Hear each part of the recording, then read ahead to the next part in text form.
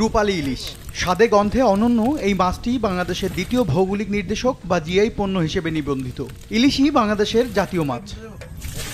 এবার জানা গেল এই মাছটি কখনো কখনো পুরুষ থেকে পরিণত হয় স্ত্রীতে। বৃহস্পতিবার সংবাদ সম্মেলন করে এই তথ্য জানান জগন্নাথ বিশ্ববিদ্যালয়ের একদল গবেষক, যারা গেল 5 বছর এই গবেষণা করেছেন চীনের সাংহাই বিশ্ববিদ্যালয়ের যৌথ উদ্যোগে। এজন্য নমুনা হিসেবে সংগ্রহ করা হয় বাংলাদেশের পদ্মা, মেঘনা ও বঙ্গোপসাগরের 6টি অঞ্চল থেকে বিভিন্ন আকার ও বয়সের 203টি ইলিশ। সেখানে তার যে গ্লুকোজ, সেই গ্লুকোজকে স্টেবিলাইজ করে দেয়। যতগুলো ইনসুলিন রিসেপ্টর আছে সেই রিসেপ্টরগুলির কার্যকারিতা কমিয়ে দেয়, যেন গ্লুকোজটা শেষ না হয়ে যায়। পুরুষ মাছ যদি স্ত্রীতে রূপান্তরিত হয় একটা পর্যায়ে গেলে, তো সেই ক্ষেত্রে কি হচ্ছে, সেই ক্ষেত্রে আমরা পুরুষ ইলিশটা আসলে কম পাচ্ছি।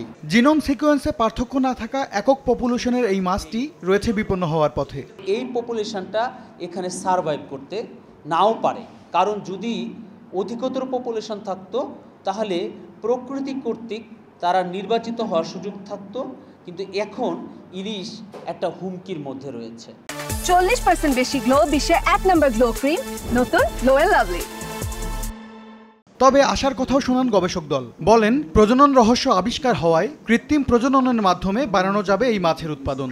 ইলিশের যে প্রজননতান্ত্রিক যে শ্রেণীবিন্যাস ছিল, তার যে একটা গ্যাপ ছিল, সেই গ্যাপটা আমরা ফিল আপ করতে পেরেছি এবং সামনে অদূর ভবিষ্যতে আশা করি ইলিশের কৃত্রিম প্রজনন সংক্রান্ত যে কোনো বিষয়ে এই গবেষণা কাজে রাখবে। এই গবেষণা প্রকল্পের সব ডিএনএ ও আরএনএ পাবলিক ডেটাবেজ এনসিবিআইতে রাখা হয়েছে, যেন দেশ বিদেশের ইলিশ গবেষকেরা তা ব্যবহার করতে পারেন।